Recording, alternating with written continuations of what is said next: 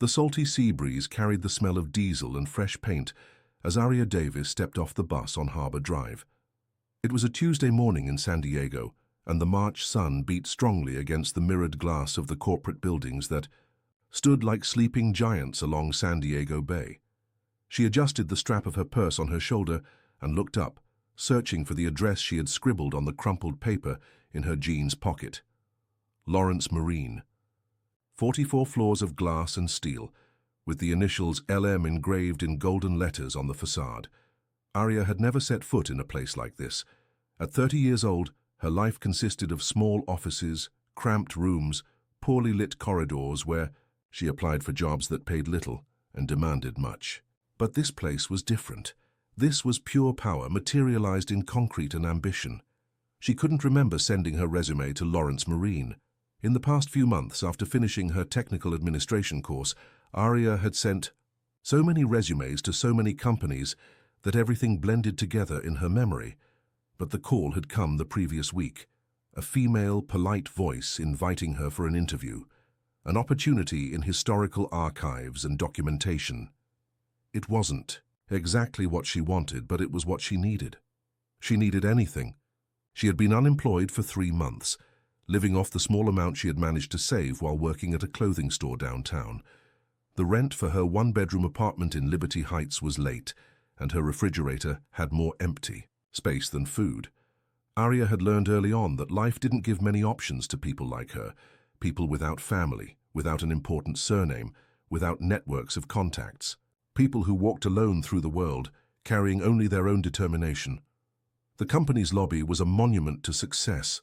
Black marble floors reflected the light from crystal chandeliers, and an entire wall displayed photographs of ships built by Lawrence over 5 decades.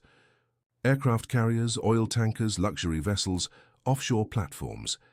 It was an empire built on water, commanded by a family that had transformed metal and wood into liquid gold.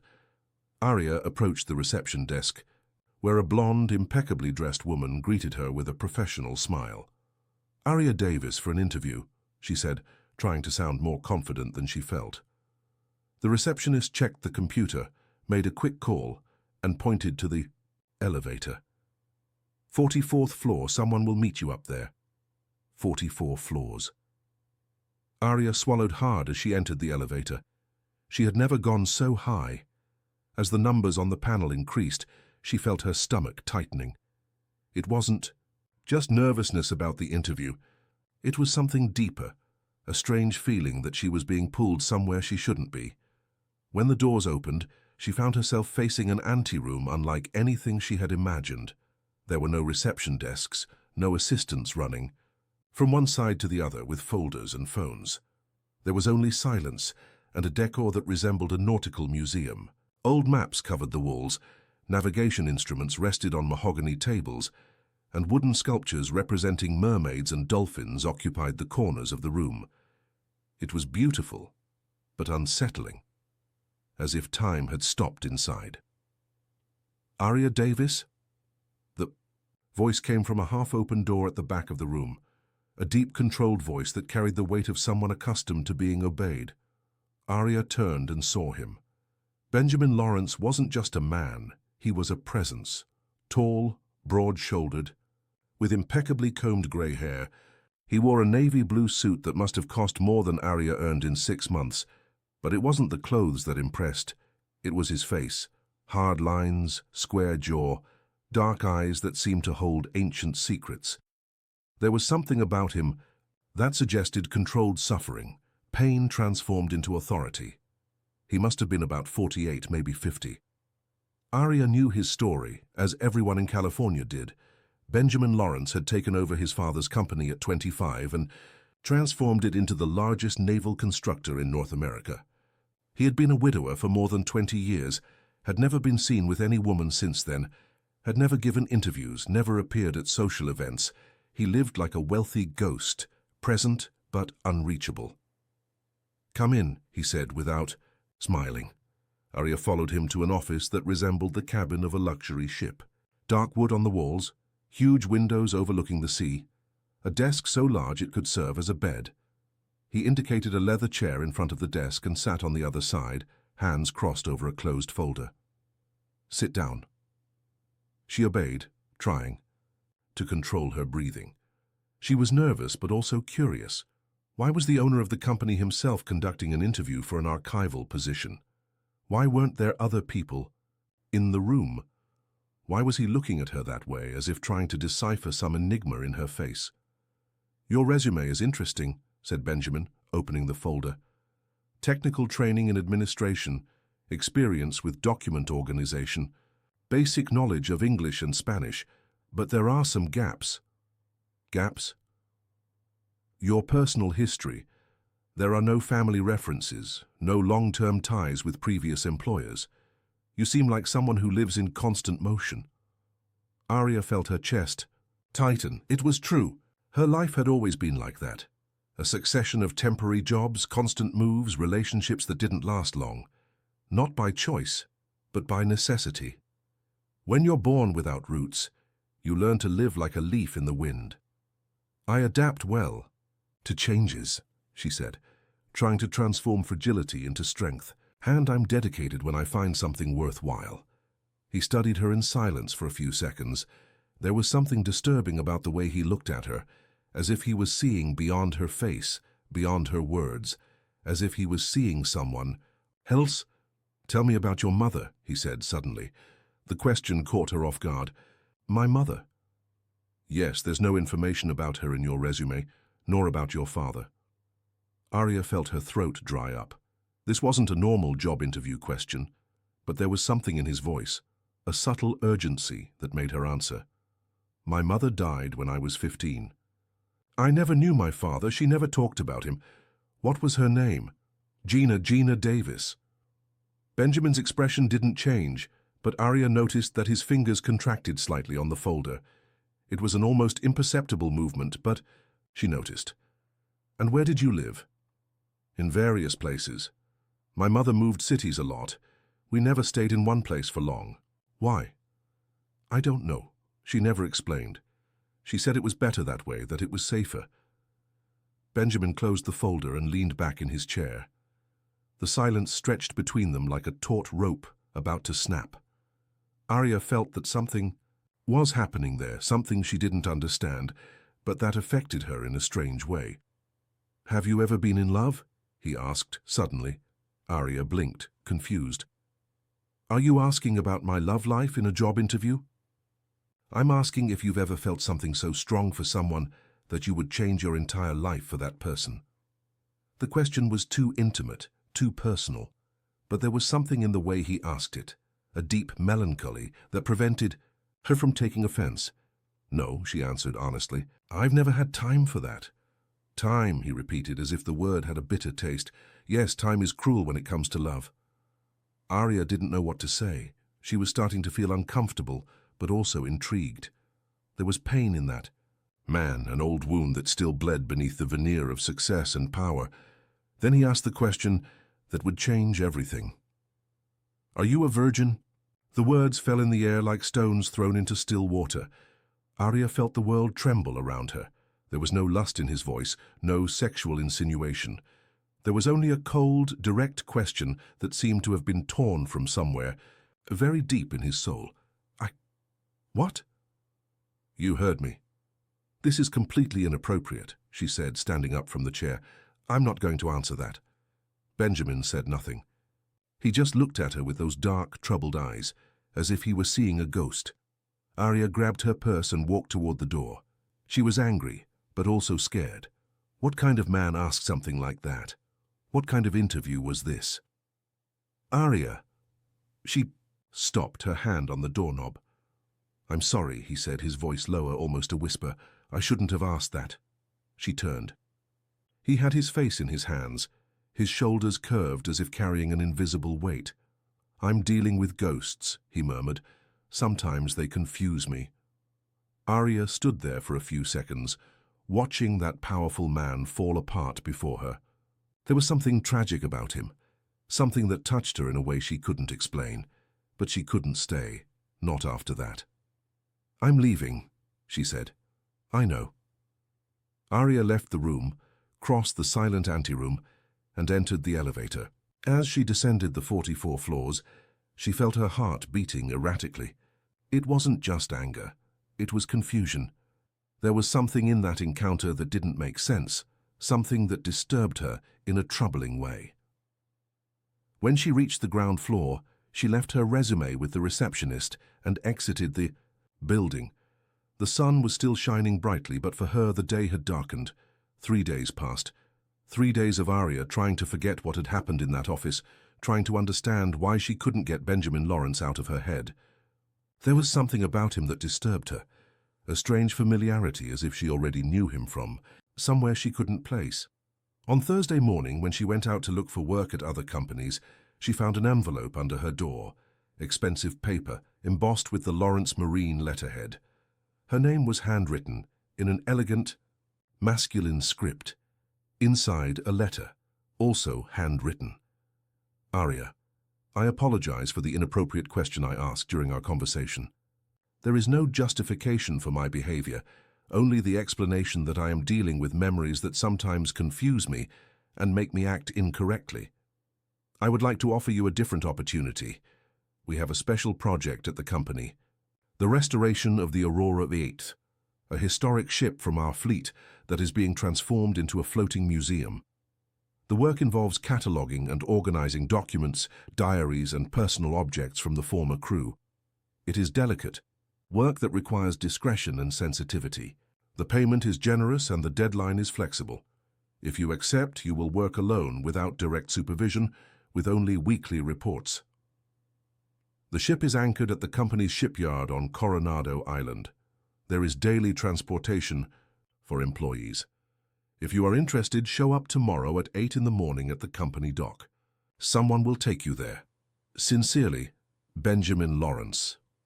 Aria read the letter 3 times. There was something in the way he wrote, a melancholy that showed through the formal words, and there was something more, a hidden pain, as if each word cost an immense effort to put on paper. She should refuse. After what had happened, the most sensible thing would be to look for work elsewhere, away from that strange man and his disturbing questions. But she needed to work.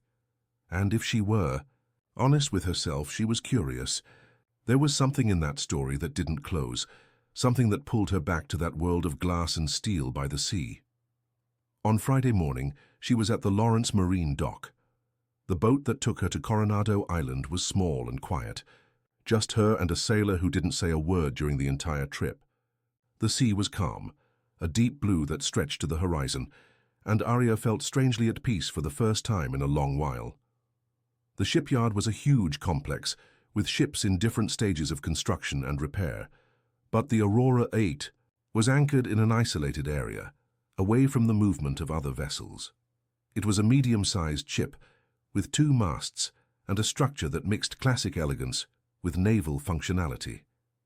It must have been about 50 meters long, with a wooden hull painted white and navy blue details. "It's beautiful," murmured Aria, more to herself than to the sailor. "It is," he agreed, breaking the silence for the first time. "But it has history." "A lot of history." He led her to the boarding ramp and left her there. "Your things are in the main cabin, good luck." Aria boarded alone. The deck was clean and organized, but there was something in the air that suggested old memories, as if the ship kept echoes of all the people who had ever stepped there. The main cabin was spacious and well lit, with large windows that offered her view of the sea. There was a work desk, shelves full of boxes and files, and a stack of documents already separated for cataloging. Everything very organized, very professional. But it was when she looked at the back wall that her world collapsed. There, framed in noble wood, was an oil portrait. A woman with long brown hair, green eyes, soft smile. It was a painting dated 1994, signed by an artist she didn't know. The woman in the portrait was identical to her, not similar, identical. Aria approached the painting with trembling legs. She read the small identification plate at the bottom of the frame, Gina Davis, 1994. Gina Davis, her mother. Aria's hands trembled as she took the painting off the wall. On the back, a handwritten dedication. "For B, who taught me that love can be both a storm and a safe harbor at the same time. With all my heart. G. B. Benjamin. Arya sank into the chair, the painting still in her hands. Her mother had posed for that portrait. Her mother knew Benjamin Lawrence. Her mother had been on this ship. But how? When? And why had she never talked about it? The questions multiplied in her mind like waves breaking against rocks. Her mother had always been reserved about the past, especially about the men who had passed through her life. Arya had always known there were secrets, but she never imagined they were so deep. And now she was there, in the same place where her mother had been more than 20 years ago, working for the man who had possibly loved her, the man who had looked at her so strangely during the interview, as if he were seeing a ghost. Because that's what she was to him. A ghost. The living image of a woman he had lost long ago. Arya spent the rest of the day trying to concentrate on work, but it was impossible. Each document she opened, each object she catalogued, seemed to carry her mother's presence, as if Gina had left traces all over the ship, waiting for her daughter to find them one day. When the sun began to set, turning the sea golden, Arya heard footsteps on the deck. She knew who it was before she saw him. There was something in the way he walked, a cadenced rhythm that seemed to match the swaying of the waves. Benjamin appeared at the cabin door, silent as a shadow. He wore casual clothes, jeans, and a white shirt, but still radiated authority. His eyes went straight to the portrait she had left on the table. "You found it?" he said, without surprise. "You knew I would find it." "Yes." Arya stood up, feeling a mixture of anger and confusion. "Why didn't you tell me? Why did you create this whole staging?"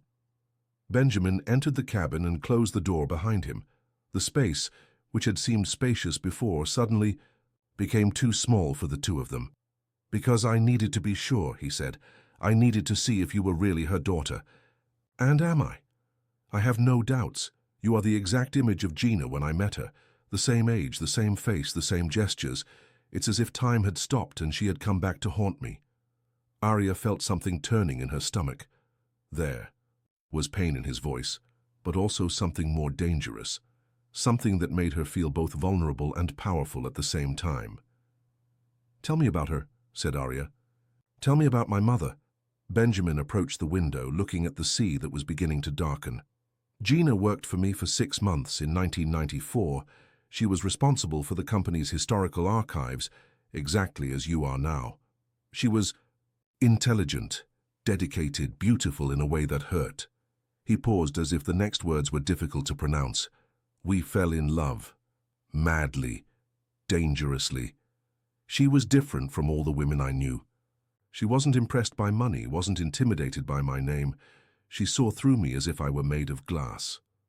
"And what happened?" "She disappeared. One morning she simply didn't show up for work. I looked for her all over the city, hired detectives, used all my contacts. It was as if she had evaporated." Arya felt her chest tighten. Her mother had always been like that, capable of disappearing from one moment to the next, of starting over from scratch in a new city. But she never knew that her mother had left a broken heart behind. Why did she run away? I don't know. I've thought about it every day for the past 20 years. Maybe she was scared by the intensity of what we felt. Maybe she was afraid of getting involved with someone like me. "Someone like you?" Benjamin turned to her, and Arya saw something wild in his eyes. Someone who would love her obsessively. Someone who would do anything to keep her by his side. Someone who wouldn't accept losing her again. The air in the cabin seemed to have become denser.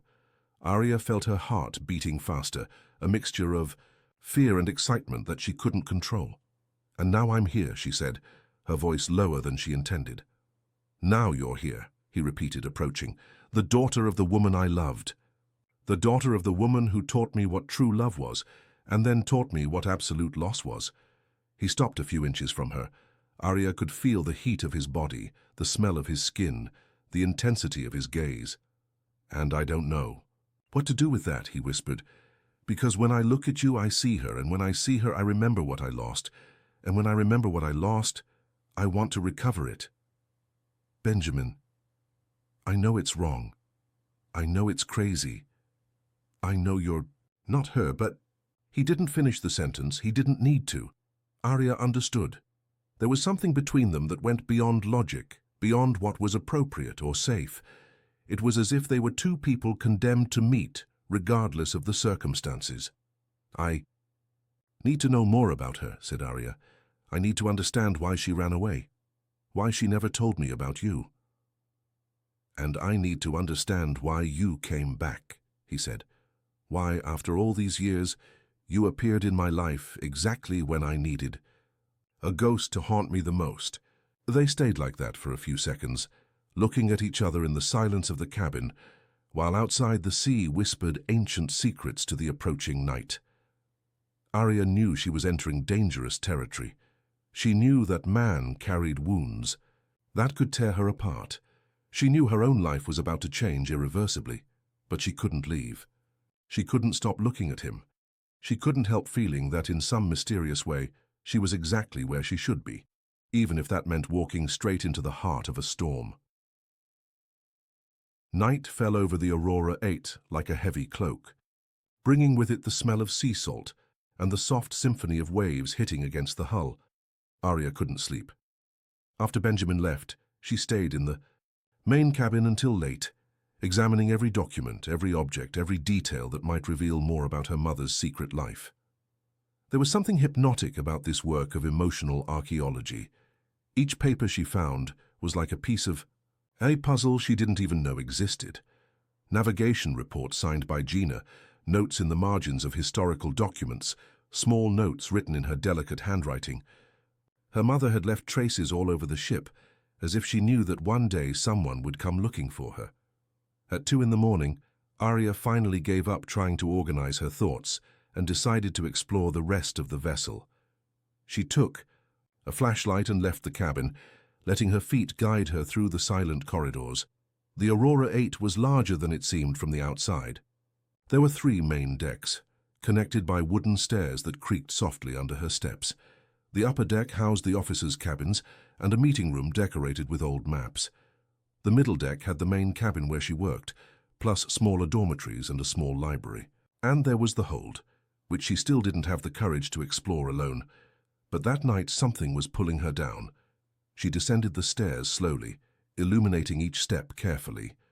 The air grew colder as she descended, laden with moisture and something else, a dense atmosphere that seemed to contain memories suspended in time. The hold was a labyrinth of small compartments, some used for storage, others that appeared to have been improvised cabins. There were boxes stacked in every corner, covered by old canvases that exuded the smell of mold and salt. It was in one of these compartments, hidden behind a pile of naval ropes, that she found it. At first, it seemed just another document box. Dark wood, old lock, no external identification. But when Arya passed the flashlight over it, she noticed something familiar. The initials GD, discreetly engraved on the lid. Gina Davis. Arya's hands trembled as she tried to open the box. The lock was rusty but yielded after a few minutes of effort. The creak of the hinges echoed through the hold like a sigh released after decades of silence.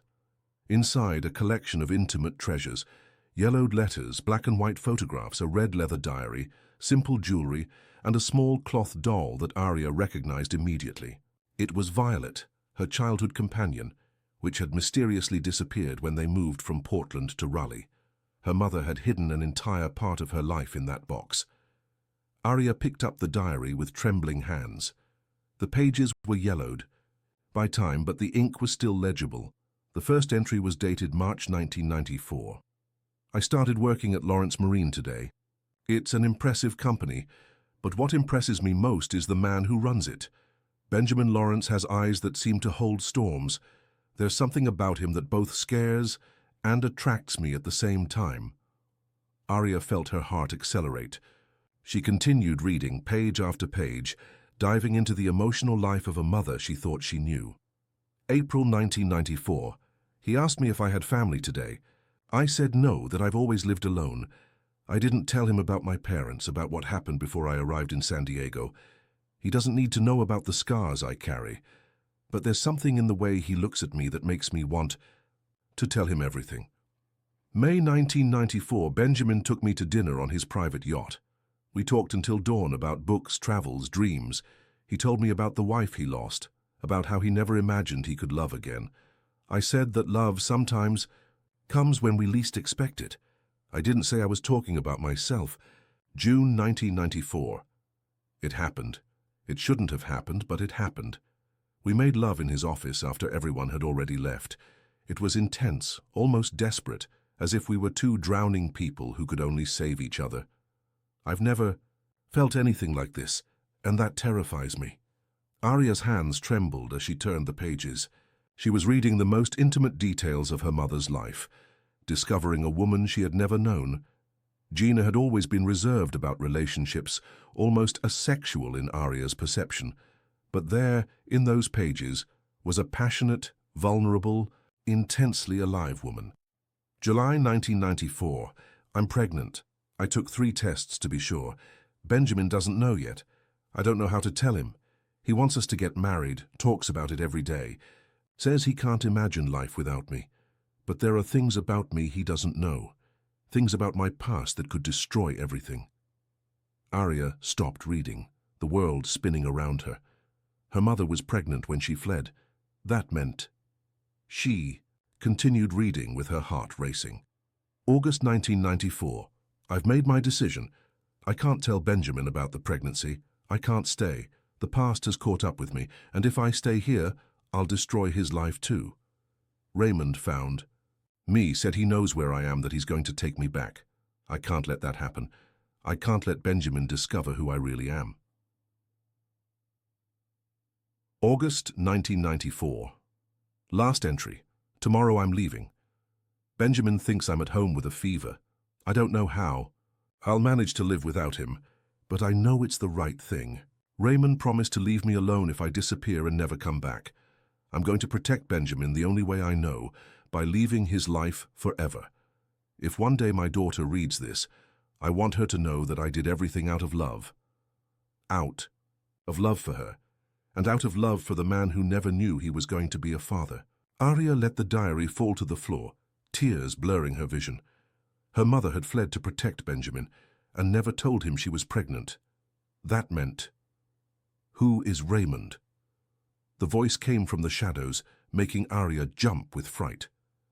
Benjamin emerged from the darkness like a ghost, his eyes fixed on the fallen diary. You followed me, she accused, trying to control her voice. I saw the light and came to check. I couldn't sleep after our conversation. He knelt and picked up the diary, his hands passing over the pages with reverence. Raymond, he repeated. Gina never mentioned that name to me. It seems there were many things she didn't mention.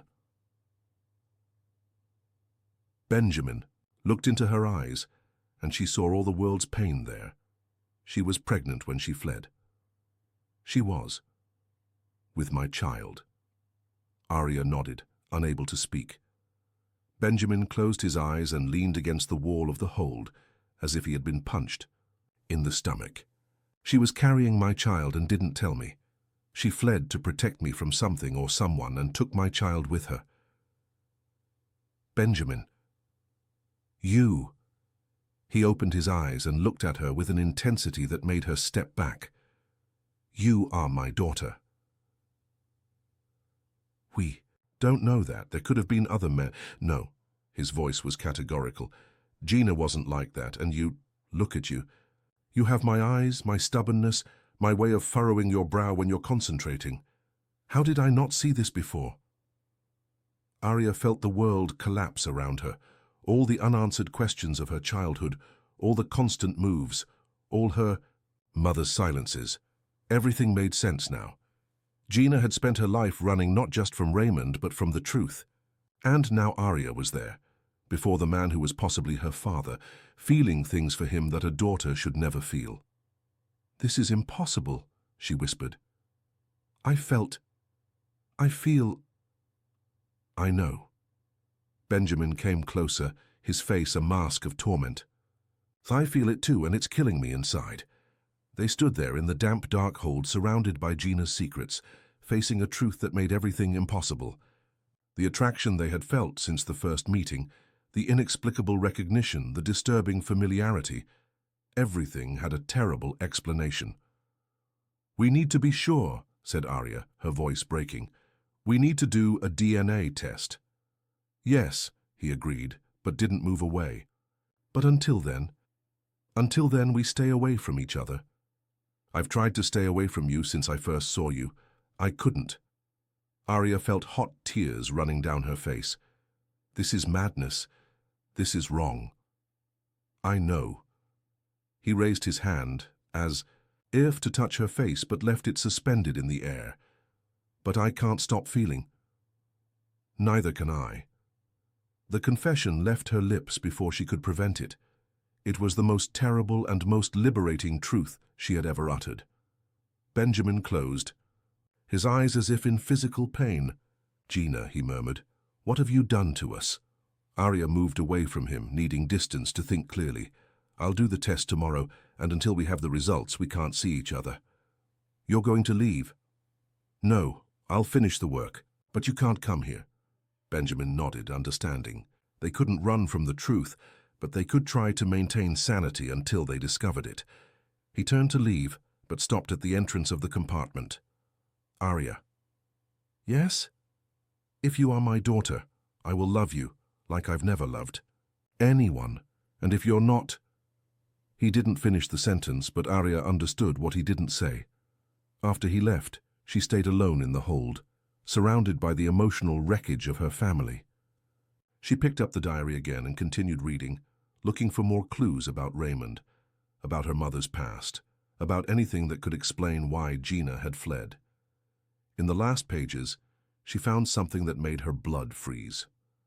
"Raymond is not just my past. He is my husband. I married him when I was 17, pregnant with another man's child. He saved me from dishonor but turned me into his property. I endured his beatings for 5 years until I managed to escape. I thought I was free, but he always finds me, always takes me back. The only way to protect Benjamin is to disappear completely.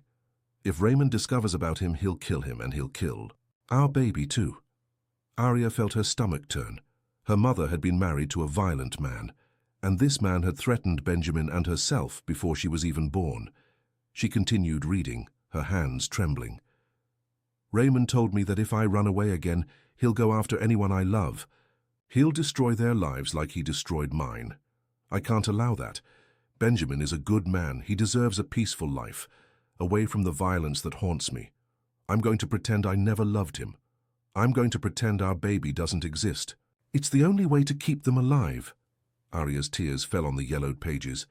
Her mother hadn't fled out of fear of love. She had fled out of love, to protect the man she loved and the daughter she carried in her womb. But there was more. "Benjamin proposed to me today, said he doesn't care about my past, that he wants to build a future with me. I almost told him everything. I almost let love win over fear. But then I remembered what Raymond is capable of. I remembered the scars he left on me. I can't condemn Benjamin to the same fate."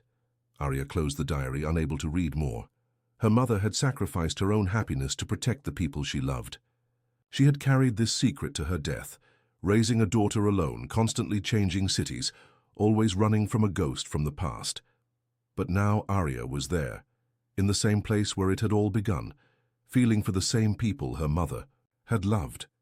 It was as if fate was repeating itself, forcing her to face the same dilemmas that had torn Gina apart. She left the hold with the diary in her hands, needing fresh air and time to process everything she had discovered. The deck was illuminated by the full moon, which transformed the sea into a silver mirror. It was a beautiful night, but Arya felt as if she were at the center of an emotional storm. She sat on a bench near the railing and opened the diary to the last pages, looking for more details about Raymond. She needed to understand who this man was, if he was still alive, if he still posed a threat. That's when she found the final entry, written in shaky handwriting. September 1994. Raymond. Found me in Fort Lauderdale. He said he knows about Benjamin, that he knows about the pregnancy. He gave me 48 hours to return to him, or he'll go to San Diego to kill both Benjamin and our baby. I have no choice. I'm going back. I'm going to pretend I never loved. I'm going to let Benjamin believe I abandoned him for another man. It's better that he hates me than dies for loving me. The next page was blank, but there was a note in the margin written in different ink, as if it had been added years later. 1995. I managed to escape again when Aria was born. Raymond was drunk, sleeping. I took the baby and ran. He looked for me for years, but stopped when he heard the rumor that I had died in a car accident. I let him believe that. It's safer for everyone. Aria felt a strange relief. Raymond thought her mother was dead. That meant he wasn't looking for them anymore, but it also meant that Gina had lived like the walking dead for years, denying herself any chance of happiness. She closed the diary and looked at the sea, trying to process all the information. Her mother had loved Benjamin. She had fled to protect him. She had raised a daughter alone, always afraid, always on the move, always sacrificing her own happiness for the safety of the people she loved. And now Aria was there, possibly the daughter of the man she was falling in love with. It was an impossible situation, an emotional dead end that could tear them both apart. The sound of footsteps made her raise her head. Benjamin was there, a dark silhouette against the full moon. "You said you wouldn't come back," she said without getting up. "I couldn't leave. I keep thinking about you here alone, reading about old pains." He approached slowly, as if she were a frightened animal that might flee at any moment. "Did you find anything else?" Aria told him about Raymond, about the violence, about the threats. She saw his face transform as he understood what had happened. "She protected me," he murmured, his voice full of reverence and pain. "Gina sacrificed everything to protect me, and I spent 20 years thinking she had abandoned me for another man." "She loved you. That's clear on every page of the diary." "And I loved her too, more than anything in the world." He sat on the bench beside her, keeping a safe distance. "If I had known, I would have gone to get you both. I would have confronted this Raymond. I would have protected you." She knew that. That's why she didn't tell you. She knew you well enough to know that you would have risked your own life for her. They sat in silence, absorbing the tragedy of Gina's story. Two people who loved each other deeply, separated by violence and fear, never knowing they could have, found a happy ending together. "I dreamed about her for years," said Benjamin, breaking the silence. "Dreams so vivid that I would wake up expecting to find her by my side. Sometimes I still dream." "She dreamed of you, too.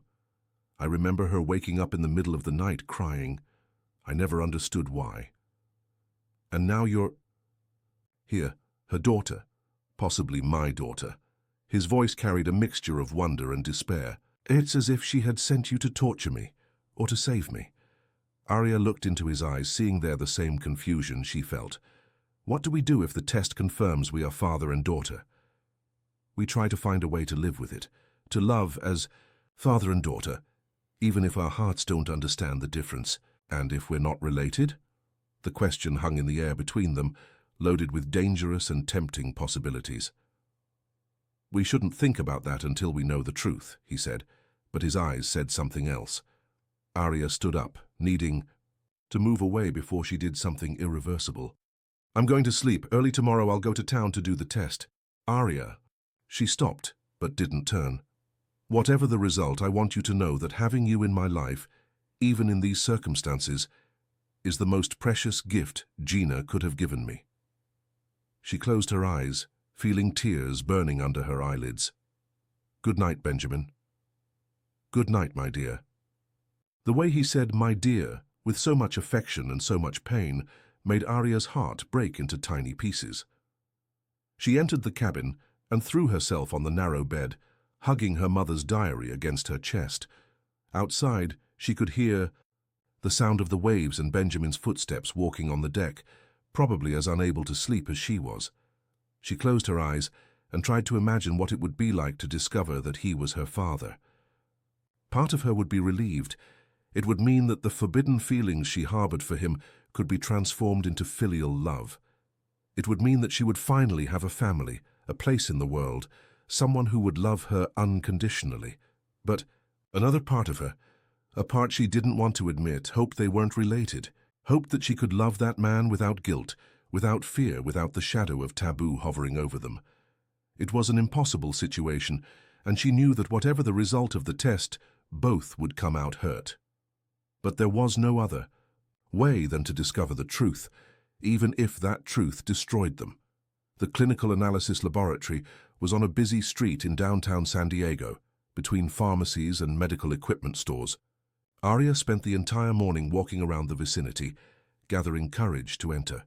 She knew that what she would discover in the next few hours would change her life forever, one way or another. It was 10 in the morning when she finally crossed the glass door. The receptionist, a young woman with a professional smile, guided her through the procedures. 2 tubes of blood, signed documents, a 5-day deadline for the result, all very simple, very clinical, for something that was tearing her soul apart. While the nurse prepared the needle, Aria thought of Benjamin. He had insisted on accompanying her, but she refused. She needed to do this alone, needed time to process what was happening without the disturbing intensity of his presence. "It will hurt just a little bit," said the nurse, applying the needle to her vein. If only she knew, thought Aria, that the real pain wasn't in the needle, but in the possibility of discovering that the man she was falling in love with was her father, or worse yet, discovering that he wasn't, and then having to deal with all the moral and emotional implications of loving the man her mother had loved first. After the laboratory, she didn't return directly to the ship. She needed time on solid ground, away from the charged atmosphere of the Aurora Aches, away from Benjamin's penetrating eyes. She walked through the streets of San Diego, losing herself in the alleys of the Gaslamp Quarter, trying to organize her thoughts. The city was vibrant that Thursday morning. Street vendors shouted their offers. Tourists took photos of the Victorian buildings. The smell of Mexican food mixed with the sound of a street musician playing nearby. It was life pulsing on every corner, in total contrast to the silent turmoil. That consumed her mind. Aria sat on the steps of St. Paul's Cathedral and looked at the movement around her. Normal people, living normal lives with normal problems. Relationships that began and ended without impossible moral dilemmas.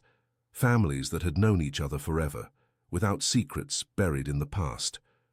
What would it be like to have a life like that? Simple, linear, predictable? But even as she asked herself that question, she knew she wouldn't trade what she was living for all the normality in the world. There was something about Benjamin that awakened in her an intensity she had never experienced. A connection that went beyond the physical, beyond the emotional. It was as if they were 2 halves of something that had been separated a long time ago and now trying to reunite. And if they were indeed father and daughter, if all that intensity was just a distorted reflection of the family love they had never been able to share. The phone rang, interrupting her thoughts. It was an unknown number. "Hello?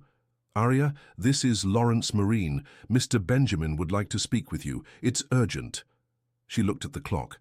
It was 2 in the afternoon. She had left the ship at 7 in the morning and hadn't given any news since then. He was probably worried. "You can tell him I'm fine. I'll return to the ship today." "Ma'am," he said, "it's very urgent, about the documents you were analyzing." Aria frowned. What documents? She had stopped working on the archives since she found her mother's diary. "What documents?" "He didn't specify, ma'am. He just said you would know what it's about." Half an hour later, Aria was on the boat heading to Coronado Island. The sailor taking her seemed tense, avoiding her gaze. Something was happening and she didn't know what. When she arrived at the Aurora 8th, she found Benjamin on the main deck, pacing from one side to the other like a caged animal. He wore the same clothes as the day before, his shirt wrinkled, his hair disheveled.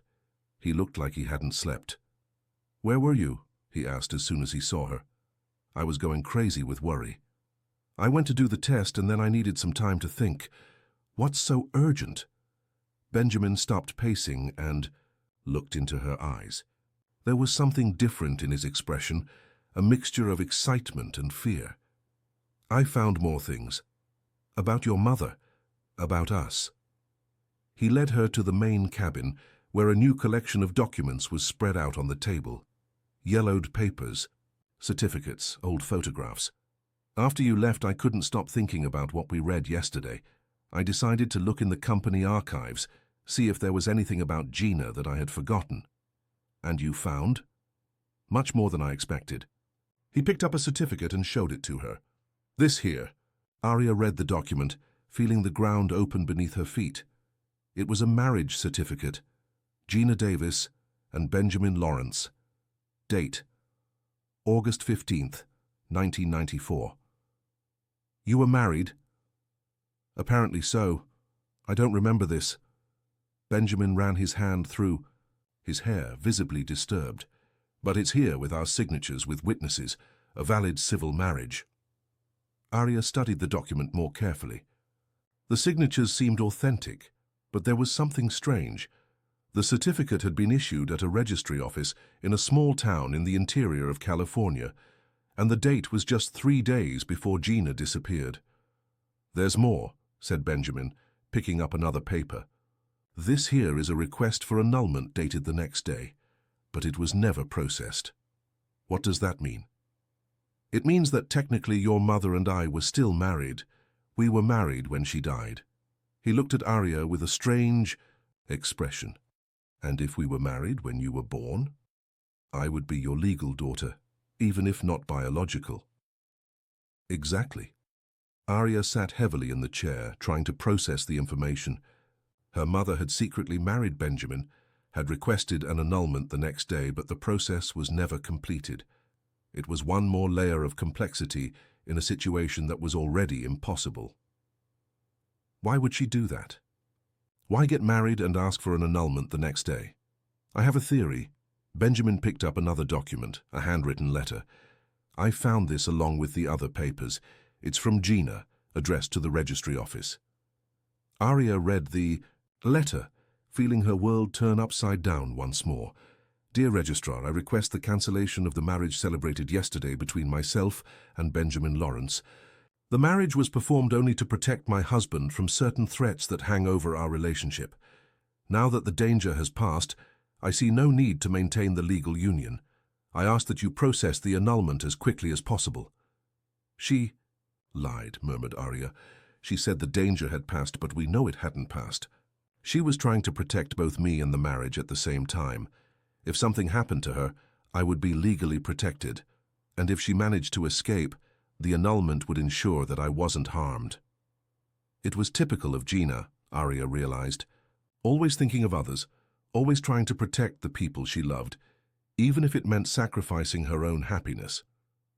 But why don't you remember the wedding? Benjamin hesitated before answering. I vaguely remember Gina asking me to sign some papers. She said it was to protect our relationship from gossip. I was so in love that I would have signed anything she asked. And she used that to marry you without you knowing exactly what you were doing. It seems so. They were silent, absorbing the implications of all this. Gina had been even smarter and more desperate than they imagined. She had found a way to legally protect Benjamin, even knowing she would have to abandon him. There's one good thing in all this, said Benjamin, breaking the silence. What? If we were married and if you are legally my daughter, then the feelings I'm having for you are definitely wrong. There's no grey area, no doubts. It's clearly impossible. Arya looked at him, trying to decipher the expression on his face. Are you relieved? I am, he paused, and at the same time completely torn apart. That was exactly how she felt too, relief at having a clear answer, devastation at knowing that this answer made everything impossible. So that's it, she said, her voice firmer than she felt. We are father and daughter, legally at least, and what we feel for each other needs to be transformed into family love. Yes. Can you do that? Benjamin looked into her eyes, and she saw all the pain in the world there. I can try. For you. For Gina, for all of us. Arya nodded, but she knew it would be the hardest thing she had ever tried to do in her life. How do you transform physical attraction into paternal love? How do you change desire into family affection? I'll finish the work on the archives, she said, and then I'll leave. I think it would be better for both of us. No. The answer came too quickly, too intensely. I mean, you don't have to leave. We can find a way to coexist, as father and daughter. Benjamin, I know it's complicated. I know it's going to be difficult, but I just found out I have a daughter. I don't want to lose her again. His words touched something deep in Arya. She had also just discovered she had a father. After 30 years of solitude, of unanswered questions, of feeling adrift in the world, she finally had someone. She had a family, even if it was a family built on well-intentioned lies and forgotten documents. All right, she said, we'll try, but it has to be different. You can't look at me the way you were looking, and I can't. I know. We both know. They spent the rest of the afternoon trying to act normally, like father and daughter who were getting to know each other. Benjamin told her about the company, about the ships he had built, about the places he had visited. Arya talked about her nomadic childhood, about the jobs she had had, about the dreams she had kept. It was a forced, artificial conversation, but both made an effort to make it work. When the sun began to set, painting the sky orange and pink, they were on deck, keeping a safe distance from each other. Arya, said Benjamin suddenly. Yes? There's something I need to tell you. About the DNA test. She turned to him, her heart accelerating. What? I also did a test. Yesterday after you left. What do you mean? I collected samples from both of us and sent them to a laboratory. Express result in 24 hours. Arya felt the world stop around her. And? Benjamin took an envelope from his pocket, his hands trembling slightly. It arrived this morning. I haven't opened it yet. Why? Because I was afraid of what I might find. And because I wanted you to be here when I opened it. Arya looked at the envelope as if it were a bomb about to explode. Inside was the definitive answer to all her doubts, the biological truth that would define the rest of their lives. Open it, she said, her voice barely a whisper. Benjamin opened the envelope. Carefully, as if he were handling something sacred, he unfolded the paper and read in silence, his face revealing nothing. Well? Asked Arya, unable to bear the suspense. He raised his eyes to her, and she saw something there that she couldn't immediately identify. Relief? Disappointment? Fear? No. Genetic compatibility, he said, his voice strangely neutral.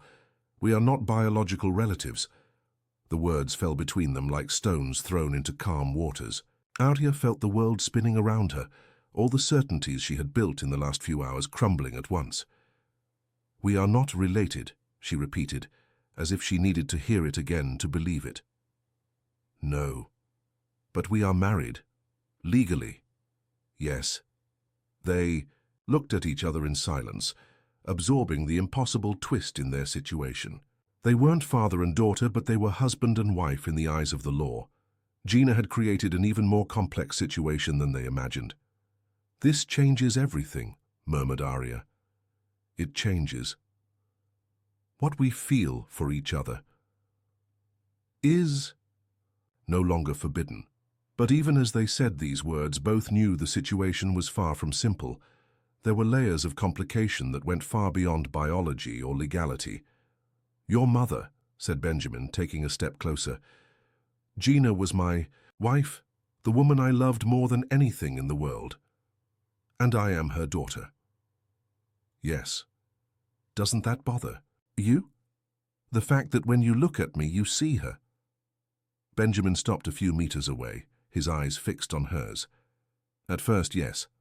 I thought what I felt for you was confusion, a projection of what I felt for Gina. And now? Now I know it's different. You may have her face, you may have some of her gestures, but you're a completely different person. And what I feel for you has nothing to do with what I felt for her. Arya felt something contracting in her chest. How can you be sure? Because I love Gina, as one loves a precious memory, something beautiful that happened in the past and left eternal marks. But you... He took another step toward her. You I love as one loves the future, with hope, with fear, with the certainty that you can both save me and destroy me." His words touched something deep in Arya, something she had been trying to deny. Since the first moment she saw him. "Benjamin, this is madness. I'm the daughter of the woman you loved, even if we're not related. There's something wrong with this." "There is." He came closer, now just an arm's length away. "But there's also something inevitable." Arya tried to step back, but she was leaning against the ship's railing. "We can't. I can't betray my mother's memory like this." "Do you think Gina wanted me to spend the rest of my life alone? That she wanted you to grow up without love, without family? She wanted you two to be together, but it didn't happen. Not by our choice, by circumstances that were beyond our control." Benjamin raised his hand, but didn't touch her. "And now you're here, her daughter but not mine, a woman who makes me feel alive again. And if we're making a terrible mistake, and if we're losing the only chance at happiness that life has given us." Arya closed her eyes, trying to think clearly, but it was impossible with him so close, with his smell, his presence, his voice saying exactly what her heart wanted to hear. "I'm afraid," she whispered. "So am I. More afraid than I've ever been in my life." "What are you afraid of?" "Of not being good enough for you. Of being just a reflection of what your mother meant to me. Of not being able to love you as you deserve to be loved." Arya opened her eyes and found him looking at her with an intensity that made her forget to breathe. "And you?" he asked. "What are you afraid of?" "Of not being her. Of you always expecting me to be like my mother. Of being just a substitute for the love you couldn't live." "Never," he said, his voice low and intense. "You will never be a substitute. You are unique. You are Arya. And it's Arya I'm falling in love with, not the memory of Gina." His words broke the last barrier of resistance she was trying to maintain. Without thinking, without calculating the consequences, she reached out and touched his face. The skin was warm, rough from the unshaven beard. Real. There he was. Not the ghost of a memory, not the projection of her desires, but a flesh and blood man who looked at her as if she were the most precious thing in the world. "Benjamin," she murmured. "Tell me," he whispered, tilting his face toward the palm of her hand. "I'm falling in love too, and that terrifies me." It was all he needed to hear. In a smooth but decisive movement, he took her in his arms and pulled her against his chest. Arya didn't resist. On the contrary, she surrendered to the embrace as if it were the most natural thing in the world. They stayed like that for a few minutes, just embracing, feeling the solidity of each other, the reality of being there, together, finally free to admit what they felt. When he moved away to look into her eyes, Arya saw something there that made her tremble. Desire, yes, but also tenderness, protection, a silent promise that he would love her like no one had ever loved. "May I kiss you?" he asked, his voice hoarse. In response, she rose on tiptoe and touched her lips to his.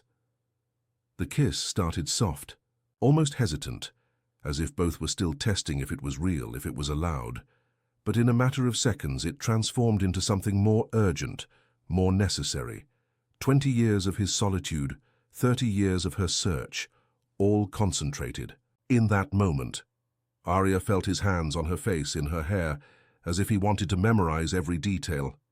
She felt the taste of salt and urgency on his lips, the firmness of his arms around her waist. It was different from any kiss she had ever given.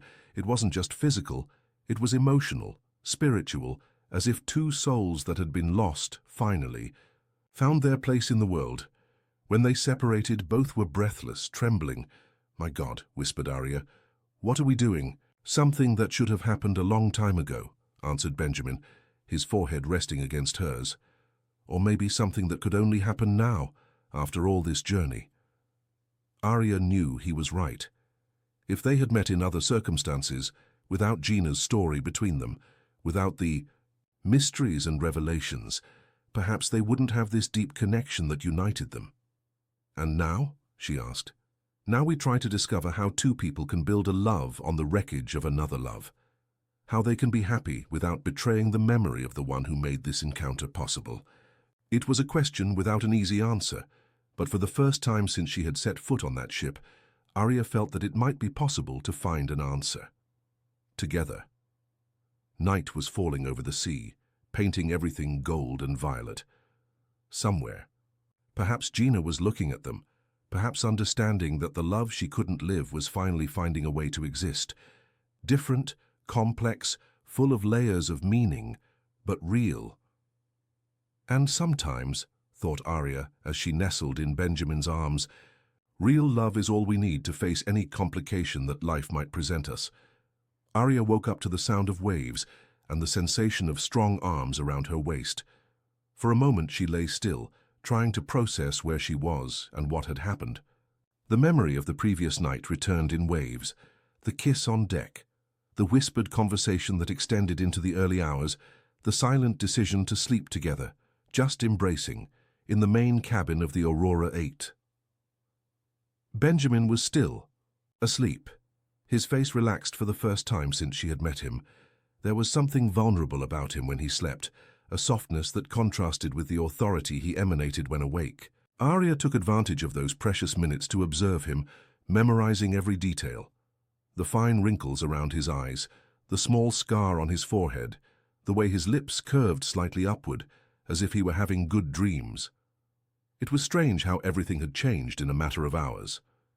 The night before, they were two people trapped by impossible moral dilemmas. Now they were, what exactly? Lovers? Not yet. Husband and wife? Technically, yes, but it was too complicated to be defined that way. Two people discovering each other. Perhaps. Two hurt souls trying to heal each other. Benjamin opened his eyes slowly, as if reluctant to leave the dream behind. When he saw Arya looking at him, he smiled, a genuine smile without the shadows of pain he usually carried. "Good morning," he murmured, his voice hoarse from sleep. "Good morning," she responded, suddenly shy.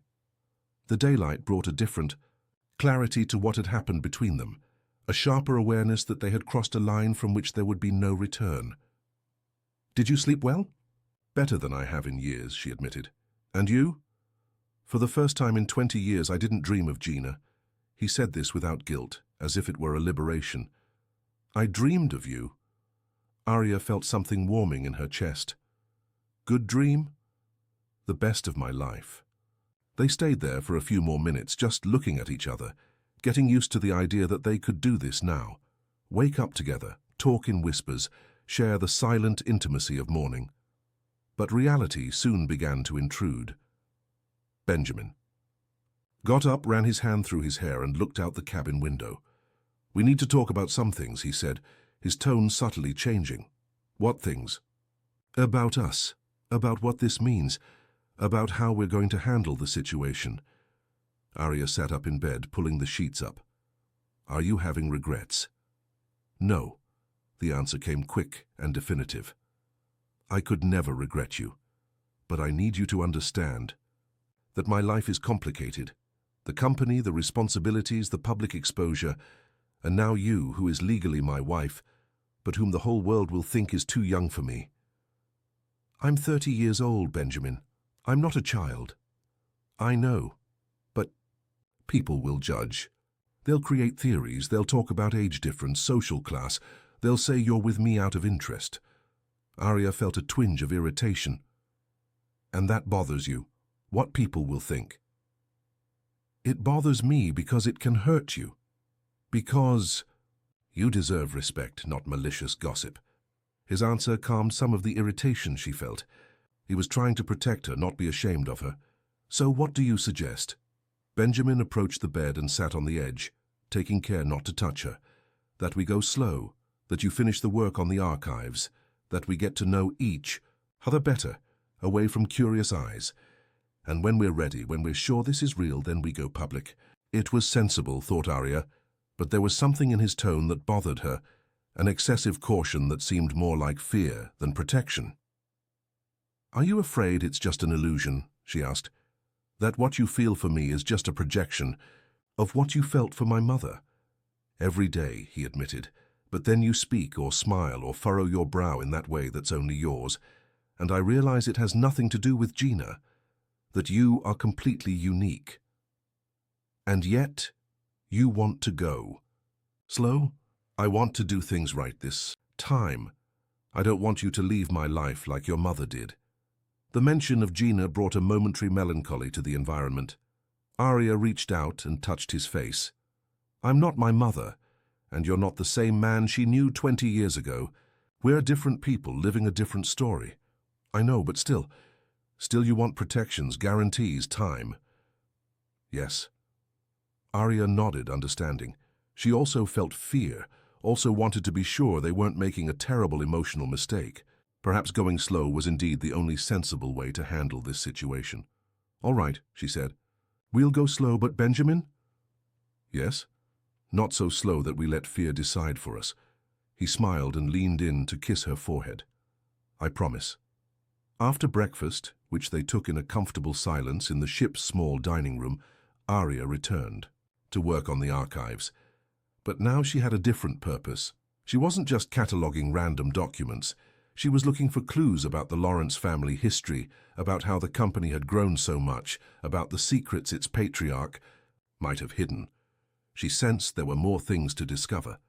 The way Gina had fled, Raymond's threats, her mother's desperate urgency, everything suggested there were aspects of the story they still didn't know. It was late in the afternoon, when she was exploring a section of archives she hadn't yet examined, that she found something that would change everything again. It was a small safe hidden behind a shelf of old nautical books. It would have gone unnoticed if she hadn't accidentally dropped a book, and noticed that the sound when it hit the floor was different, hollow, as if there were an empty space behind the wall. It took an hour to figure out how to open the secret mechanism. When she finally succeeded, she found a collection of documents that left her breathless. They were legal papers, contracts, property certificates, and they all had one thing in common: the Davis name. With trembling hands, she picked up the first document. It was a deed to a property of a farm in the interior of California, dated 1962. Original owner, Marcus Davis, sold in 1974 to Lawrence Marine for a pittance far below market value. The second document was even more revealing: a judicial order confiscating lands belonging to Arnold Davis, her grandfather, she realized, in 1973, under accusation of sabotage against Navy ships. The order had been subsequently revoked, but the lands were never returned. There was more, much more. Contracts for the purchase of properties belonging to various members of the Davis family, all signed between 1973 and 1975, all for values far below market, and all acquired by Lawrence Marine. At the bottom of the safe, she found the most impactful document of all: the will of the Lawrence family patriarch, Benjamin's father, still sealed, never opened. With her heart beating erratically, she broke the seal and read the contents. I, Bartholomew Lawrence of sound mind, leave this will as confession and reparation. During the years 1973 to 1975, I took advantage of the country's unstable political situation to confiscate properties from the Davis family, using false accusations of sabotage. Arnold Davis was innocent of the charges against him. I bribed judges, falsified documents, orchestrated his imprisonment and subsequent disappearance at sea. I did this because the Davis lands were strategic for the expansion of my company, and because Arnold refused to sell them. Arya stopped reading, the paper trembling in her hands. Her grandfather had been murdered. The Lawrence family had destroyed her family out of greed. She continued reading, knowing that each word would forever change her relationship with Benjamin. To repair this crime, I leave instructions for all properties confiscated from the Davis family to be returned to the rightful heirs, with monetary correction and compensation for moral damages. If there are no living heirs, the equivalent value should be donated to charitable institutions. My son Benjamin must be informed of the truth, even if it destroys our family name. At the end of the will, an attached letter, addressed specifically to Benjamin. My son, if you are reading this, it's because the time has come to know the truth about the origin of our fortune. I built this empire on the bones of an innocent family. Arnold Davis was an honorable man who refused to be corrupted. For that I destroyed him. His blood is on my hands and now it's on yours. Do what I didn't have the courage to do in life. Repair the harm I caused. Return to the Davis family what was always theirs. It's the only way to cleanse our soul. Arif let the documents fall to the floor, tears blurring her vision. Everything made sense now. Why her mother had fled. Why Raymond threatened her. Why Gina was afraid to tell Benjamin the truth. Gina knew. She knew that the Lawrence family had destroyed her family. And yet she had fallen in love with Benjamin, the son of the man who had ordered her father's murder. It was a Shakespearean tragedy, love blooming from the ashes of hatred, two families destroyed by the past, an impossible romance built on terrible secrets. Arya. Benjamin's voice made her jump with fright. He was at the cabin door looking at her with concern. What happened? You're crying. She looked at him, seeing there the man she had loved the night before, but also seeing the son of the man who had destroyed her family. How to explain? How to tell that his father had been a murderer? How to say that the entire Lawrence fortune had been built on innocent blood? I found more documents, she said, her voice trembling. Benjamin entered the cabin and saw the papers scattered on the floor. He knelt and began to collect them, reading as he did. She saw the exact moment when he understood what he was reading. His face transformed. The color disappeared from his cheeks, his eyes filled with horror. My God, he murmured, dropping the will. My father, he killed your grandfather. Yes. He stole your lands, destroyed your family. Yes. Benjamin rose slowly, as if each movement cost an immense effort. And your mother knew. She must have known. That's why she ran away. She couldn't love the son of the man who killed her own father. But she gave you my surname. Married me. Why? Arya stood up too, wiping the tears from her face. Maybe because she loved you despite everything. Or maybe because she wanted me to one day know the truth, that I could decide what to do with it. Benjamin looked at her as if she were a ghost. And you? What are you going to do with the truth? It was the question she had been trying to avoid since she began reading the documents. What to do with that terrible knowledge? How to love the son of the man who had destroyed her family?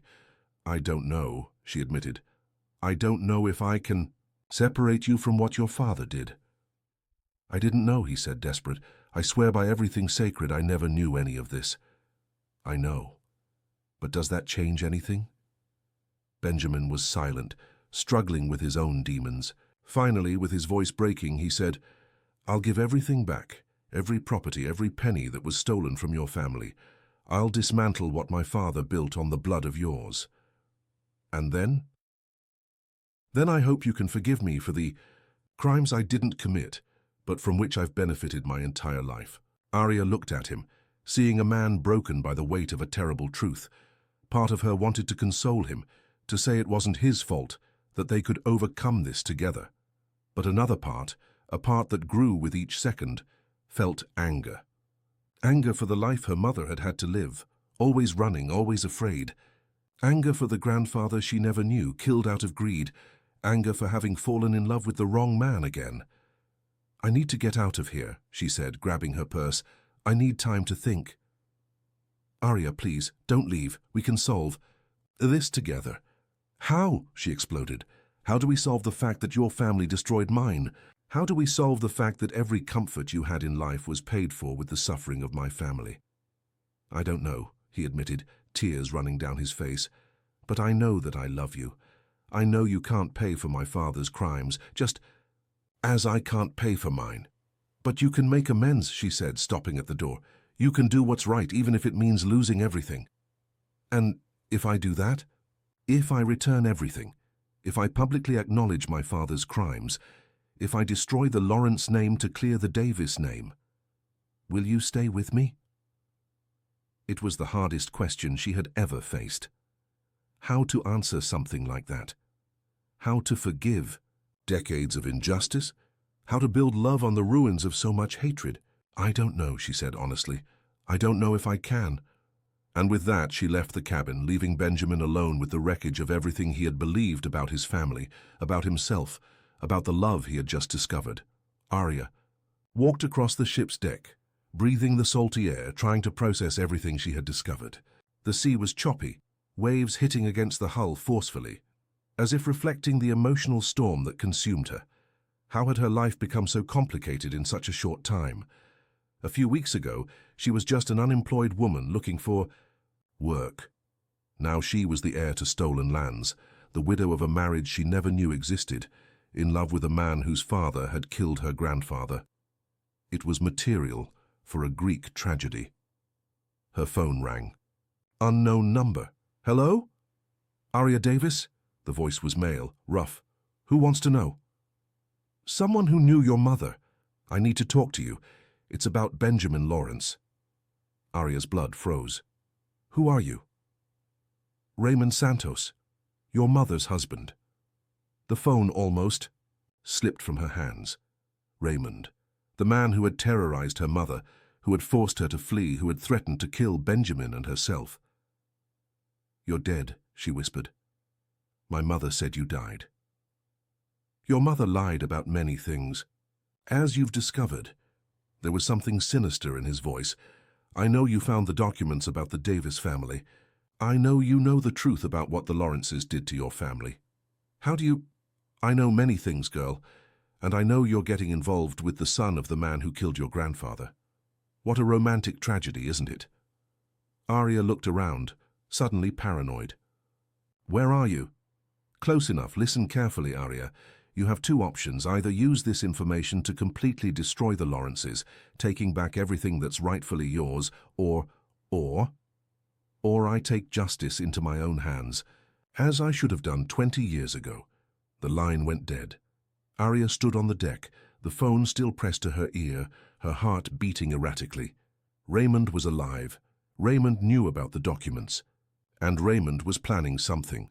She ran back to the cabin where she found Benjamin still sitting on the floor, surrounded by papers, his face in his hands. Benjamin, she said, her voice urgent, we need to get out of here, now. He raised his head, his eyes red. Why? Because Raymond is alive, and he's coming after us. It was then they heard the sound. Boat engine approaching, too fast, too aggressive. Benjamin jumped up and ran to the window. On the horizon, a black speedboat was approaching the Aurora 8 at high speed. Damn, he muttered. How many people on the boat? Arya joined him at the window. 3, maybe 4. Armed. Probably. Benjamin took the phone and dialed quickly. Marina, Benjamin, red code on the Aurora 8. I need the Coast Guard here in 15 minutes, yes, armed. No, I can't leave the ship. I have civilians on board. He hung up and looked at Arya. 20 years. He waited 20 years to come back. He said he's going to take justice into his own hands. Not if he dies first. Arya looked at him, surprised by the determination in his voice. Do you have weapons here? I do, and I know how to use them. He opened a cabinet she had never noticed and took out a revolver. Do you know how to shoot? No. Then stay hidden. No matter what happens, don't leave the cabin. The boat was getting closer, and closer. Arya could now see the figures on board. Men in dark clothes, aggressive posture. Benjamin, she said, grabbing his arm, no matter what happens here today, I want you to know that... No, he interrupted. Don't say anything that sounds like, goodbye. We're going to get out of this alive, both of us, and then we're going to solve all this mess together. Together? Together. Because I love you, Arya Davis, and I'm not going to let the ghost of the past destroy our future. Before she could answer, they heard the sound of the boat hitting against the hull of the Aurora 8. Raymond had arrived, and with him 20 years of hatred and thirst for revenge. The sound of boots stepping on the wooden deck of the Aurora. Fate echoed like a death sentence. Arya hid behind the main cabin's desk, her heart beating so hard she was sure it could be heard from the other side of the ship. Benjamin was positioned beside the door, the revolver in his hand, his muscles tense like a spring about to snap. They heard voices outside. 3 men, at least. They spoke low, but the tone was threatening, loaded with a violence that made the air seem heavier. "We know you're in there," shouted a voice that Arya recognized immediately. Raymond. 20 years older, but with the same harshness that haunted her mother's nightmares. "Come out with your hands up and no one gets hurt." Benjamin looked at Arya and shook his head. Negatively. They weren't going to surrender, not without a fight. "We have nothing to talk about with you, Raymond," Benjamin shouted back. "The Coast Guard has already been called. You better leave while you still can." A harsh laugh echoed outside. "The Coast Guard? You think I came all the way here after 20 years to be intimidated by the Coast Guard?" There was a pause, and then Raymond spoke again, this time in a lower, more dangerous tone. "I know this vessel like the back of my hand, Lawrence. I worked on it for 2 years before you stole everything from my family. I know exactly where you're hiding." Arya frowned. Raymond had worked on the Aurora 8? This wasn't in her mother's diary. "Surprised?" continued Raymond, as if he could read Benjamin's thoughts. "Gina never told you that her husband worked for the Lawrences, that I was one of your trusted employees until I discovered what you did to the Davis family?" Benjamin looked at Arya, confusion and understanding mixing in his eyes. The pieces of the puzzle were fitting together in a way neither of them had anticipated. "That's right," continued Raymond. "I was a sailor on this damn vessel when your father ordered Arnold Davis killed. I was there when they brought his body.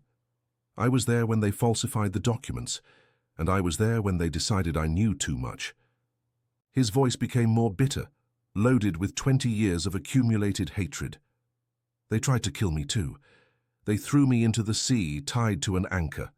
But I survived. I spent 5 years recovering, planning my revenge. And when I finally returned, I found Gina." Arya felt her stomach turn. Her mother hadn't married Raymond out of love or necessity. She had married him for revenge. "She didn't love me," continued Raymond, as if telling a story to children. "But she hated me as much as I hated you. And when she discovered she was pregnant with Benjamin's child, she saw the perfect opportunity for revenge." "You're lying," shouted Benjamin, but there was uncertainty in his voice. "Am I?" "Then explain to me why she married me knowing I was alive, why she agreed to raise her daughter away from you, why she spent 20 years helping me gather information about your family's crimes." Arya felt the world spinning around her. Her mother had worked with Raymond? Had conspired against Benjamin all these years? "Gina gave me access to everything," continued Raymond. "The company archives, the family secrets, the documents that prove everything you did. And when she died, she left very clear instructions about what I should do if Arya ever found you." "What instructions?" asked Arya, her voice coming out louder than she intended. There was silence outside, then footsteps approaching the cabin door. "Ah, little Arya finally decided to speak," said Raymond, his voice now very close. "Your mother left a letter for you, dear. A letter that explains everything, everything." "What letter?" "The letter that's hidden in the last place you would look, in her grave." Arya felt tears burning her eyes. Her mother had hidden a letter in her own grave. How many more secrets were there? "But I can summarize the content for you," continued Raymond. "Gina never forgave you for existing." The words hit Arya like a physical slap. "What?" "You were her mistake. The living proof that she had given herself to the enemy. Every time she looked at you, she saw the face of the son of the man who killed her own father. That's why she could never love you completely. That's why you were always moving from city to city.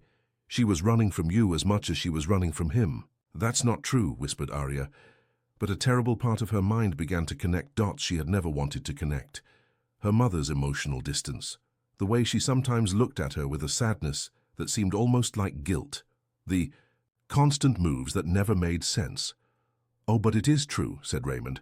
"And the most interesting thing is that she left specific instructions about what to do if you fell in love with him. Instructions that involve a final revelation that will completely destroy any possibility of happiness between you." Benjamin moved slightly, drawing Arya's attention. He pointed to a side window of the cabin and made a silent gesture. There was a way to get out of there without passing through the main door. But Arya couldn't move. She was paralyzed by Raymond's revelations, by the terrible possibility that her mother had never really loved her. "Want to know what the final revelation is, Arya?" asked Raymond. "Want to know why your mother really married Benjamin in those 2 days in 1994? "No," she murmured, but she knew he would tell her anyway. "She married him so that you would become the legal heir to the Lawrence Company, so that one day you could reclaim everything that was stolen from the Davis family, not through the courts, but through marriage. She turned you into a weapon of revenge, dear, and you didn't even know it." Arya felt the ground collapse beneath her feet. That was it. That was why her mother had secretly married Benjamin. Not out of love, not for protection, but to create a legal situation where Arya could inherit everything. "And the most brilliant part," continued Raymond, "is that she programmed everything so that you would fall in love. She left enough clues for you to find your way here. She knew Benjamin would be attracted to you because you're identical to her. She knew you would be attracted to him because you're his daughter." "I'm not his daughter," Arya shouted. "We did the DNA test." "Ah, yes, the test," said Raymond, and there was something sinister in his voice. "You really think I didn't know about the test? You think I don't have contacts in every laboratory in the city?" Arya's blood froze. "What did you do?" "I substituted the samples, dear. The test you did compared her DNA with the DNA of a man who died 3 years ago. You never tested Benjamin's DNA." Benjamin let out a low curse. They had been manipulated from the beginning. "So we are related?" asked Arya, her voice almost inaudible. "You are. Benjamin Lawrence is your biological father, and you two fell in love exactly as Gina planned. She knew your guilt, and self-disgust would end up destroying any possibility of happiness, and that would be the perfect revenge against the man who killed Arnold Davis." Arya sank to the floor, sobbing. Everything had been a lie. Everything had been planned by a mother who had used her as an instrument of revenge. Benjamin dropped the gun and knelt beside her, pulling her against his chest. "Don't believe him," he whispered. "He's trying to destroy us psychologically." "But what if it's true?" she sobbed. "What if my mother really planned all this? What if you are my father, and we—" "Stop," he said firmly. "Stop thinking about that. It doesn't matter what's true or a lie. What matters is what we feel for each other here and now. How can you say that? If you're my father, then we'll deal with it. Together. But I'm not going to let a dead man's hatred destroy what we have." Outside, Raymond was getting impatient. They heard the sound of something heavy hitting against the cabin door. "Conversation time is over," he shouted. "You have 10 seconds to get out of there, or I'll set this ship on fire." Benjamin picked up the gun again and looked at Arya. "Do you trust me?" She looked at him through her tears and, despite everything, nodded. "Then when I say now, you run to that window and jump into the water. Swim away from the ship and don't look back." "And you?" "I'm going to resolve this once and for all." Before she could protest, Benjamin opened the cabin door and went out with the gun in hand. Arya heard shouting outside, the sound of gunshots running on the deck. Her instinct was to follow him, to help him somehow, but she knew she would only get in the way. Instead, she ran to the window he had indicated and looked outside. The water was about 3 meters away. She could jump, but what then? She wasn't a very good swimmer, and the sea was rough. More gunshots, a cry of pain. Whose? She couldn't resist. She left the cabin and ran to the deck, arriving in time to see Benjamin and Raymond fighting hand-to-hand near the ship's railing. The other 2 men who had arrived with Raymond were lying on the ground, one clearly dead, the other groaning and holding his shoulder. Raymond was older than Benjamin, but he was also more desperate. He fought like a man who had nothing to lose while Benjamin tried to control him without killing him.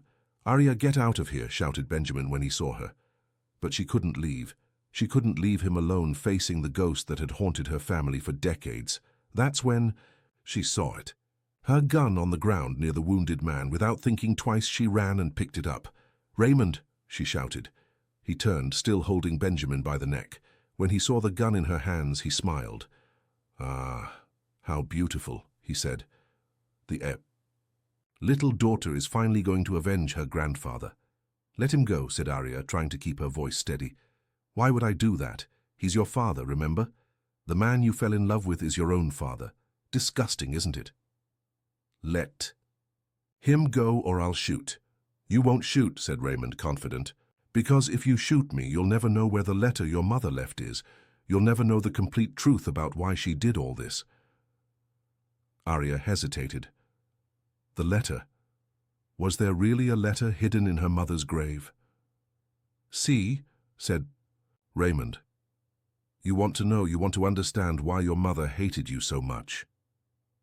My mother didn't hate me. No? Then explain to me why she would go weeks without speaking to you, why sometimes you would find her crying after looking at you, why she never told you she loved you. Each word was a stab in Arya's heart, because it was true, her mother really had never said she loved her. She never said it because she couldn't lie, continued Raymond. Gina was an honest woman, and, honestly, you represented everything she hated about herself. Stop, whispered Arya. The weakness of having given herself to the enemy, the betrayal of having loved the son of the man who killed her own father, the shame of having created a weapon of revenge that not even she could wield. Stop, shouted Arya, but the gun trembled in her hands. She died hating you, Arya, and hating herself for having raised you. It was then that Benjamin managed to break free and punched Raymond in the face, throwing him against the railing. The older man staggered, lost his balance, and for a terrible moment hung suspended over the choppy waters. Benjamin, no, shouted Arya, running toward them. But it was too late. Raymond tried to grab the railing, but his hands slipped. He fell into the sea with a scream that was muffled by the waves. Benjamin ran to the edge and looked down. He doesn't know how to swim, he murmured. Raymond never knew how to swim. Arya arrived beside him in time to see Raymond disappear beneath the waves. He didn't resurface. My God, she whispered. He's dead. He's dead, confirmed Benjamin, pulling her away from the edge. And with him died 20 years of hatred. But Arya didn't feel relieved. She felt empty, lost. Raymond had taken with him the answers to questions she didn't even know she had. The letter, she said. He said there was a letter in my mother's grave. Arya. I need to know, she said, looking at him with desperate eyes. I need to know if my mother really hated me, if all this was really a revenge plan. Benjamin looked at her for a long moment, seeing a woman broken by terrible revelations and by the possibility that her entire life had been a lie. Then let's find out, he said, together. The sound of helicopters approaching interrupted the conversation. The Coast Guard had arrived. The next few hours passed in a blur of interrogations, statements, medical reports. Benjamin explained the situation as self-defense, which was technically true. The two men who had come with Raymond were arrested, one dead, the other wounded, but alive enough to confirm Benjamin's version. When they were finally alone again, it was almost midnight. They were in Benjamin's office in the Lawrence Marine building, surrounded by lawyers and documents trying to process everything that had happened. I need to know about the DNA test, said Arya, the first thing she had said in hours. I need to know if we're really father and daughter. Benjamin nodded. I'll arrange a new test, at a different laboratory, with third-party supervision. We'll know the truth in 24 hours, and if we are, then we'll deal with it. How? How do you deal with the fact of having fallen in love with your own father? Benjamin approached her but kept his distance. I don't know, but I know I won't let that destroy you. Destroy us. Maybe it should destroy us. Maybe that's what my mother wanted. Your mother is dead, Arya. She made choices, right or wrong, based on what she believed was best. But now, it's your turn to choose. Choose. Whether you're going to live your life as a weapon of revenge that someone else forged, or if you're going to live as Arya Davis, a woman who has the right to be happy regardless of the sins of the past. It was a profound question that touched on the core of who she was and who she wanted to be. First, the letter, she said. First, I need to read what my mother really wanted to tell me. All right. Tomorrow, we'll go to the cemetery. And then? Then, we decide what to do with the rest of our lives. They spent the night in the office. each at one end of the sofa, not touching but also not moving completely away. It was as if they were suspended in an emotional limbo, waiting for answers that could either save them or destroy any chance of a future together. Arya slept little, and when she did, she dreamed of her mother. Gina was standing in front of a mirror, but the reflection she saw wasn't her own face. It was Arya's face, and she was crying. "Forgiveness," whispered Gina in the dream. "Forgiveness for everything I did, for everything I didn't do, for not being able to love you as you deserved." Arya woke up with tears on her face, knowing that, regardless of what they found in her mother's grave, some wounds would never completely heal. But perhaps they didn't need to heal. Perhaps it was possible to live with them, to accept the imperfections of human love, to forgive the dead and move forward with the living. She looked at Benjamin, who was sleeping at the other end of the sofa, his face finally at peace. Father or not, enemy or beloved, he was there. And she was there too. And sometimes, she thought as the sun began to rise over San Diego, being present is the beginning of all possibilities for healing. St. Paul's Cemetery was a sea of white marble under the strong morning sun. Arya walked among the ancient graves, each step echoing like a heartbeat in the solemn silence of the place. Benjamin was at her side, respecting her silence, but offering his presence as an anchor in the emotional storm that consumed her. Gina's tomb was simple, almost unpretentious.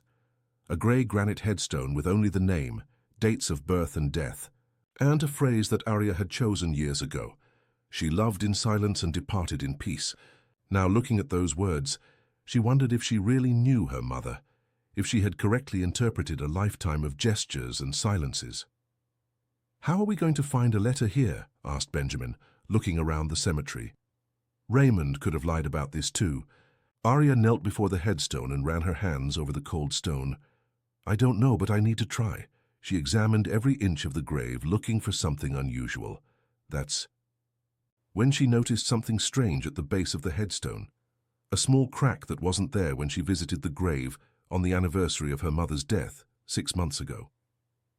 "Benjamin, do you have a screwdriver or something like that?" Searched his pockets and found a car key. "Will this work?" Arya used the key to widen the crack and discovered that there was a small compartment hidden in the base of the headstone.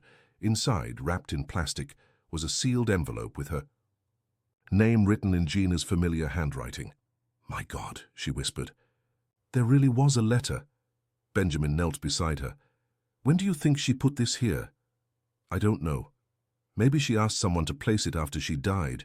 Or maybe—" Arya stopped, a terrible possibility crossing her mind. "Maybe she placed it here in the last days of her life, when she knew she was going to die." They sat on a bench near the tomb, and Arya opened the envelope with trembling hands.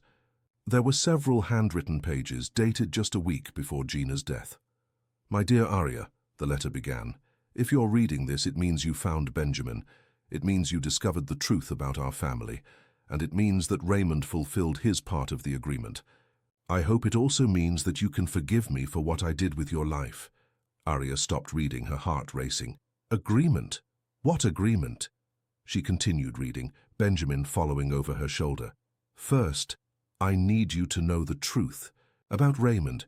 He wasn't my husband out of love, but also not just for revenge. When he found me, I was 3 months pregnant with you, and he offered me a proposal. He would marry me, protect me from anyone who wanted to harm me, and in exchange, I would help him gather evidence against the Lawrences. Not for the reasons you think, but because he loved Arnold Davis like a father." Arya looked at Benjamin, confused. "Raymond loved my grandfather?" "Keep reading," he murmured. "Raymond was Arnold's illegitimate son, your half-uncle, actually. When Bartholomew Lawrence ordered our father killed, Raymond lost the only person who had ever treated him like a son. He wanted justice, not revenge. And I wanted justice too. That's why we worked together all these years." Tears began to stream down Arya's face. Raymond was her uncle, and he had spent 20 years trying to bring justice for the death of his own father. "But here comes the part that's going to hurt, my dear. Raymond lied to you about many things yesterday, but he told the truth about one. I really planned You're meeting with Benjamin. Not for revenge, but for reparation. You are the only legitimate heir of the Davis family, and Benjamin is the only Lawrence with enough conscience to do what's right. Together, you can fix the injustices of the past. Arya stopped reading again, processing the information. She really planned everything. Continue, said Benjamin, his voice tense. About your relationship with Benjamin, and I know you fell in love because I know you both too well not to know, I need to tell you the most important truth of all. Arya, my dear daughter, Benjamin is not your father. The words jumped from the page as if they were on fire. Arya read again, not believing what she was seeing. I know Raymond said he was. I know he may have even falsified DNA tests to torture you. But I know the truth because I know exactly when you were conceived, and where and with whom. Your father was a man named Derek Martinez, a Spanish sailor I met in Fort Lauderdale 3 months before I went to work for Benjamin. Derek died in a fishing accident 2 weeks after I discovered I was pregnant. I never told this to anyone, not even to Raymond. Arya let the letter fall in her lap, sobbing. I'm not his daughter. I never was. Benjamin pulled her into his arms, hugging her as she cried, and with relief, with confusion, with a liberation she didn't know she needed. Keep reading, he whispered. You need to read it all. She picked up the letter again, her hands trembling. I know you wonder why I never said I loved you. The truth is that I loved you both too much, and that scared me. I loved Benjamin with an intensity that made me forget who I was, where I came from, the injustices that needed to be repaired. And I loved you, Arya, with such a desperate love that sometimes I couldn't breathe when I looked at you. You were everything I had lost and everything I had gained, concentrated in one small, perfect person. Then why did you run? Murmured Arya. Why did you separate us? The answer was on the next page. I ran because I discovered that if I stayed, I would never have the courage to do what was right. I would have chosen personal happiness over justice, love over responsibility. And Arnold Davis deserved better. From his daughter, you deserve better too. You deserve a future built on truth, not on silence. I spent 20 years gathering evidence, documents, proof of everything the Lawrences did, not to destroy them, but to give you the opportunity to fix what was broken. Raymond has all the documents. When he dies, they will pass to you, Arya. Use them wisely. And about you. Too. I know you're afraid. I know you're confused about what you feel. Let me say something as someone who loved and lost. True love is rare. It's sacred. It's the only thing worth all the pains and complications in the world. If you love each other, and I know you do, don't let fear or guilt or the ghosts of the past destroy that. Arya looked at Benjamin, seeing in his eyes the same relief and love she felt. There's one last confession I need to make, the letter continued. The marriage we made, Benjamin, in 1994 was real, but the annulment was also processed and approved a week later. You are not legally married. I did this to protect you from future legal complications, but also so that if one day you met and fell in love, you could choose to marry for love, not because of a paper that I forced you to sign. Arya, my dear daughter, you are the most beautiful thing that ever happened in my life. Every move to a new city, every night I cried looking at you, every time I couldn't say, I love you, all of this was because I loved you too much, not too little. You deserve all the happiness in the world. And Benjamin, if you're reading this along with her, protect my daughter. Love her as I couldn't. Be happy as I didn't know how to be. With all my love and all my apologies, Gina. P.S. The documents are in a safe at Bank of America, downtown branch. The key is buried in the pot of violets that Arya always liked to water in our last house in San Diego. Raymond knows where it is. Arya finished reading and remained silent for a long time, processing everything she had discovered. Her mother loved her. Her mother had planned everything but out of love, not revenge, and she wasn't Benjamin's daughter. So that's it, she said finally. We're not related, we never were. No, confirmed Benjamin, and that changes everything. It changes. They looked at each other, and for the first time since they met, There were no shadows between them. There was no guilt, no fear, no secrets. There were just two people who loved each other, and who were finally free to admit it. "I love you," said Benjamin, the words coming out like a prayer. "I've loved you since the first moment I saw you, and I'll love you until the last moment of my life." "I love you too," replied Arya, touching his face, "and I'm no longer afraid of that." They kissed right there in the cemetery, in front of Gina's grave, as if she were blessing the love she had helped create. 2 weeks later, they were in Benjamin's office, surrounded by lawyers, accountants, and a mountain of documents. They had found the papers in the safe, exactly where Gina said they would be. The collection was impressive, enough evidence to sue the Lawrence family for fraud, murder, and theft, even decades after the crimes. But Arya had made a different decision. "I'm not going to sue anyone," she said to the team of lawyers. "I'm not going to destroy lives for crimes that were committed by people who are already dead. But the property," one of the lawyers began, "will be returned. Benjamin has already agreed to that. All lands that were confiscated from the Davis family will be transferred to me, with monetary correction for the lost years. But there will be no criminal proceedings, no public scandal, no destruction of the company." Benjamin looked at her with admiration. "Are you sure?" "I am. My mother spent her entire life carrying the weight of revenge. I'm not going to do the same. I'll accept the reparation, but I won't perpetuate the hatred." "And what will you do with the properties?" Arya smiled. "Part of them I'll keep, for financial security. Part I'll sell and donate the money to organizations that help families in vulnerable situations. And part," she looked at Benjamin with a mischievous sparkle in her eyes, "part I'll use for a special project." "What project?" "A naval museum on the Aurora 8.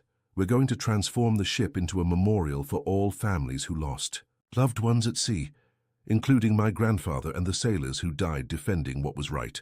Benjamin smiled, understanding. It was the perfect way to honor the past without being destroyed by it. "And there's one condition for all this," continued Arya. "What?" "That you marry me. For real this time. Out of love." The question caught Benjamin by surprise, but he didn't hesitate for even a second. "Yes," he said, pulling her into his arms. 1,000 times yes."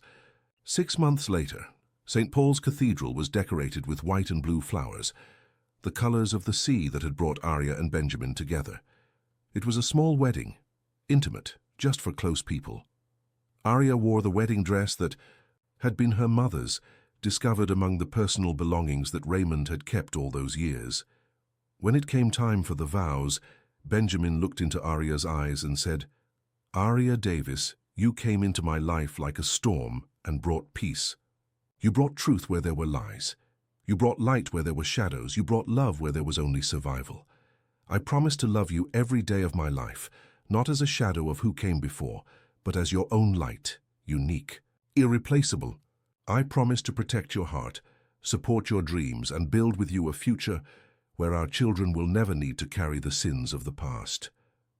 Arya, crying but smiling, replied, "Benjamin Lawrence, you taught me that it's possible to love without fear, forgive without forgetting, and build on the ruins of what was broken. I promise to love you not despite our complicated history, but because of it. Because it was that history that brought us here, that taught us the value of what we have. I promise to be your companion, your equal, your best friend, and your greatest passion. I promise that our love will be different, it will be free, it will be chosen, it will be ours." When they kissed, sealing the vows, the cathedral bells rang, and outside in the San Diego Sea, the ships that passed sounded their horns in celebration. Later, at the party held on the rooftop of the Lawrence Marine Building, which was now called Lawrence and Davis Naval, Arya stepped away from the crowd and went to the balcony overlooking the sea. "What are you thinking about?" asked Benjamin, joining her. "My mother. How happy she would be to see us like this." "Do you think she would approve?" "I think she planned exactly this." Arya laughed, resting her head on his shoulder. "She was always smarter than all of us." "And do you regret it? Everything that happened, everything we discovered?" Arya thought for a moment, looking at the sea where it had all begun. "No, Not at all. Because every pain, every secret, every tear brought us here. And here is perfect. Even with all the complication? Especially because of the complication.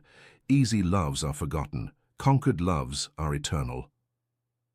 They stayed there, embracing, watching the sun set over San Diego, over the sea that had been the scene of so much pain and now was witness to so much happiness. "Benjamin," said Arya suddenly. "Yes? Want to know a secret?" "Always. I'm pregnant." He looked at her with wide eyes, then picked her up and spun her around, laughing and crying at the same time. "Really? Really? I found out yesterday. I wanted to tell you on our wedding night, but I couldn't wait. Boy or girl? It's too early to know, but whatever it is, it will have a beautiful story to tell. About how the parents met, got lost, found each other again, and discovered that true love always finds a way. And it will have proud grandparents," said Benjamin, looking at the sea. "Even if they're just memories, they'll be present." Arya followed his gaze, and for a moment she could swear she saw two figures in the water, Gina and Arnold, finally at peace, finally together, blessing the love that had been born from the ashes of their tragedy. "I think they already know," she whispered. "And are they happy?" "They are, because we managed to do what they couldn't. We managed to transform pain into healing, hatred into love, past into future." Benjamin kissed her softly, his hands resting on her stomach, where a new life was beginning. "What should we name it?" "If it's a girl, Hope. If it's a boy, Renato." "Why?" "Hope because that's what our story represents, and Renato because it means reborn, like us, like our family, like our love." They returned to the party hand in hand, ready to celebrate not just the wedding, but everything they had overcome to get there. The guests raised their glasses when they saw them arrive, and Benjamin asked for silence for a toast. "A year ago," he said, his voice laden with emotion, "I was a man who lived on memories. Today I am a man who lives on hopes. Arya taught me that the past doesn't define us. Our choices in the present define us. And today we choose love. We choose forgiveness. We choose to build something new and beautiful on the foundations that others before us prepared, consciously or not." He looked at Arya, his eyes shining. "We choose to be happy, and we're going to teach that to our children and to our children's children. That love always wins, that justice always finds a way, and that family isn't just where you come from, but where you're going." "To love!"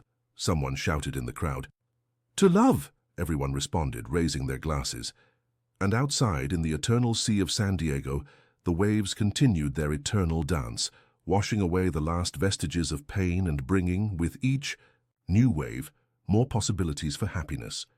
Years later, when they would tell their story to their children, Arya and Benjamin would always end the same way. And that's how we discovered that sometimes the truest love is born from the most unlikely places. That sometimes you have to lose everything to find what really matters. And that sometimes, when two people are truly meant to be together, not all the obstacles in the world are enough to separate them. "Love always finds a way," Arya would say, caressing the children's hair. "Always," Benjamin would confirm. And they would live happily ever after, not because their story had no complications, but because they transformed each complication into one more reason to love each other. Because that's the true power of love, not to make life simple, but to make all of life's complexities worth living.